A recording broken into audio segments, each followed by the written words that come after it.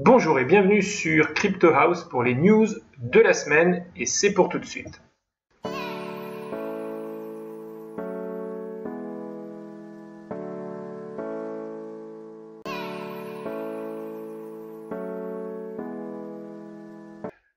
Démarrons d'abord par regarder un petit peu le marché. Donc on a le market cap qui est à 270 milliards, ce qui est en régression par rapport à la semaine dernière. Donc ça fait maintenant 10 bons jours que le marché descend par rapport à la petite hausse qu'il y avait eu un petit peu avant. On a un Bitcoin qui est largement maintenant sous les 8000 $ à 7600, qui a pris sur 7 jours moins 7%. On a un Ethereum qui continue à descendre, qui est quasiment maintenant à 400 $. On risque, si ça continue encore comme ça pendant quelques jours, de voir un Ethereum à moins de 400 $, et ça va faire très très longtemps qu'on n'aura pas vu un Ethereum à moins de 400 $. Je pense que même ça fera plus d'un an. Donc vraiment le marché est complètement dans le rouge. Il n'y a pas de cause spécifique à ça. J'ai un petit peu recherché.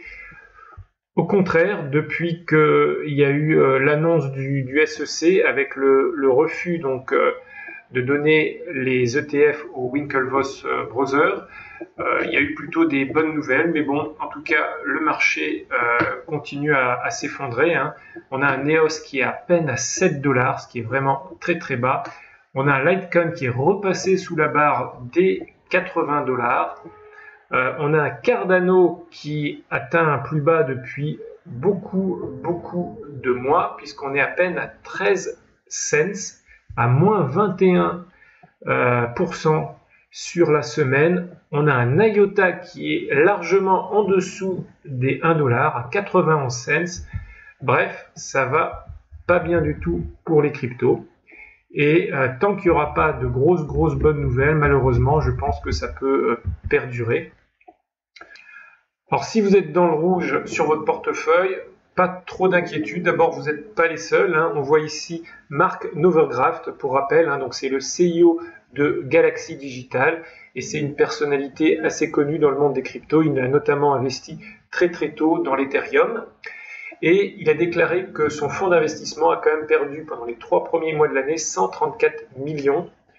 Suite donc à la chute des marchés, mais il a aussi déclaré qu'il a toujours une confiance totale dans une capacité à son équipe de générer de la croissance pour le fonds. Donc il est confiant sur la suite au niveau des cryptos, au niveau du marché.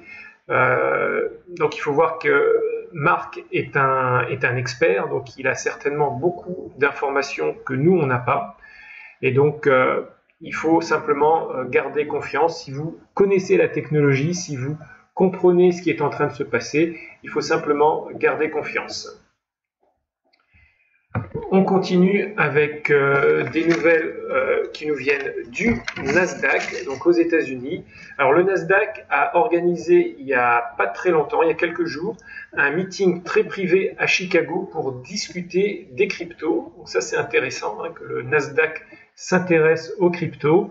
Alors on n'en sait pas beaucoup sur ce qui s'est dit dans ce meeting, parce que donc c'était un meeting privé. Ce qu'on sait simplement, c'est qu'il y a une douzaine de sociétés qui ont été invitées, dont l'exchange Gemini, qui est l'exchange des frères Winklevoss. Il y a eu d'autres exchanges aussi d'invités et des experts. Et ce qu'on sait simplement, c'est qu'ils ont parlé de régulation et d'outils de surveillance des marchés des cryptos. Donc, même si on n'en sait pas plus sur ce meeting, c'est quand même une très bonne chose que le Nasdaq s'intéresse aux cryptos et qu'il commence à réfléchir à peut-être des possibilités de trader le Bitcoin et d'autres cryptos. Mais la grosse information de cette semaine, elle nous vient encore du SEC, et c'est suite, donc si vous avez suivi la semaine dernière, au rejet de l'application des Bitcoin ETF pour les frères Winklevoss. Donc il y a une grosse controverse au sein du SEC, et elle nous vient de la commissaire Esther Pierce, et elle a carrément écrit une lettre publique qu'on peut voir sur le site du SEC, et j'en ai tiré quelques extraits. Donc elle dit que, historiquement, la mission de la commission constituait à s'assurer que les investisseurs disposent des informations nécessaires pour prendre les décisions d'investissement intelligentes et que les règles de l'échange visent à assurer la transparence et à éviter les manipulations. La Commission va au-delà de son rôle lorsqu'elle se concentre plutôt sur la qualité et les caractéristiques des marchés sous-jacents, un produit qu'une bourse cherche à répertorier. Elle rajoute ensuite que le Bitcoin est un phénomène nouveau, sa viabilité à long terme est incertaine, cela peut réussir comme cela peut échouer. Elle rajoute ensuite, la Commission cependant n'est pas bien placée pour évaluer la probabilité de l'un ou l'autre résultat concernant le Bitcoin ou tout autre actif. Donc là, vous imaginez qu'un commissaire au SEC qui raconte ça publiquement, ça fait gros débat. C'est vraiment, on en parle partout, on en parle sur Twitter, on en parle sur le net. Alors, elle dit également que les préoccupations de la SEC à l'égard de la manipulation du marché du Bitcoin s'appliquent à de nombreux autres produits en bourse qui ont déjà été approuvés par l'agence. Donc, elle met complètement en cause la décision du SEC d'avoir refusé les Bitcoin ETF au Winklevoss Brothers, aux frères Winklevoss. Alors, moi, tout ça, ce que j'en pense, c'est que c'est une très bonne chose et que peut-être que suite à ça, les autres Bitcoin ETF qui doivent sortir donc maintenant pour septembre, ça devait sortir mi-août, mais ça a été retardé à septembre, peut-être que cette fois-ci, la décision sera positive parce que pour l'instant, il n'y a pas d'argument pour le SEC de dire non au Bitcoin ETF, surtout que ça viendra de la CBOE, qui traite déjà les Bitcoins futurs et qui, j'imagine, donne toutes les garanties nécessaires de transparence au marché et aux investisseurs. Et donc, il ne devrait pas normalement y avoir d'opposition du SEC pour que la CBOE puisse trader des Bitcoin ETF. Mais ça, on verra en septembre. D'ici là, malheureusement, le marché risque de rester morose. Là, par contre, c'est encore mon avis personnel. Alors, ensuite, bref, plutôt, c'est Thomson Reuters, donc l'agence de presse, qui vient de rajouter 50 cryptos à son index. Et donc maintenant, ils vont plus simplement parler uniquement du Bitcoin, de l'Ethereum, du Ripple ou du Litecoin, mais aussi certainement du top 50. On ne sait pas exactement quels sont les 50 cryptos qui sont concernés, mais ce que dit en tout cas un des représentants de Thomson Reuters, le directeur de la stratégie, c'est que c'est une demande qui vient de leurs clients, où ils ont de plus en plus de pression pour parler donc des cryptos les plus importants du marché. Alors on passe maintenant aux nouvelles autour des cryptos et on va parler de ZCL, Z Classic. Alors il y a 2-3 semaines, je vous ai présenté Anonymous Bitcoin, qui est le prochain fork du Bitcoin, qui va intervenir je crois le 10 septembre. Et vous allez recevoir pour un Bitcoin un Anonymous Bitcoin. Mais pour un ZCL, vous allez aussi recevoir un Anonymous Bitcoin. Donc, ce qui s'est passé la semaine dernière, c'est qu'il y a eu un gros pompe de ZCL. On est parti d'un cours qui était à moins de 10 $, donc à 9 $, et on est monté jusqu'à 18 et quelques. Je l'ai vu passer les 18. Bon, là, j'arrive pas à vous le montrer, 17,82, mais il a bien passé les 18 $ pour redescendre maintenant à 15 $. Mais bon, on est bien au-delà maintenant des 9 $ du début de semaine. Et donc, c'est certainement dû au fait que il y a des investisseurs, on voit il y a beaucoup de volume, qui ont pris position sur le Z classique pour bénéficier donc du fork et de l'Anonymous Bitcoin le 10 septembre. Donc, on est à peine à plus d'un mois du fork, donc c'est certainement pour ça. Alors, on continue par une nouvelle autour de Litecoin, HTC et Charlie. Alors, HTC confirme la sortie donc de son téléphone dit blockchain, l'Exodus, et ils ont révélé lors d'un tweet d'ailleurs de Charlie lui-même, qu'il va faire partie du projet HTC pour ce smartphone Exodus.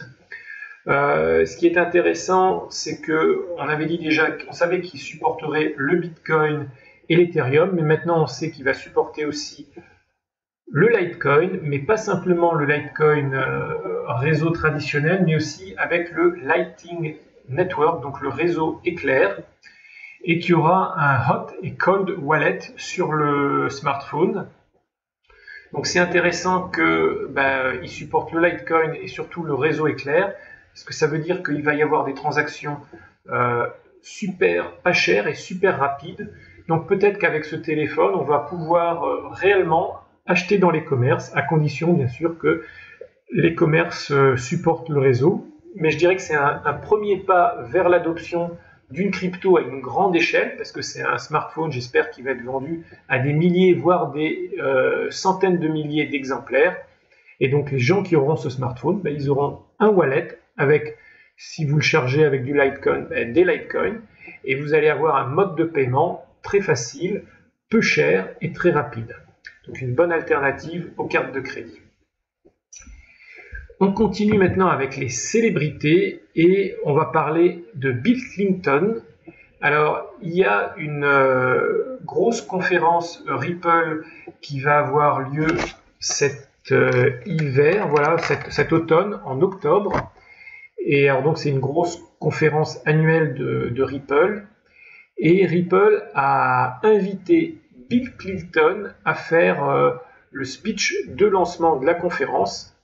Et là encore, ça va permettre, je pense, de donner de la visibilité aux cryptos, visibilité bien sûr à Ripple, mais ça montre aussi le positionnement très corporate de Ripple. On sait que Ripple travaille avec les grandes banques, maintenant ils invitent un ex-président, et donc là on est très très loin de la philosophie de décentralisation, open source, l'argent et les comptes en banque pour tout le monde. Là, c'est plutôt l'opposé, la branche opposée dans les cryptos.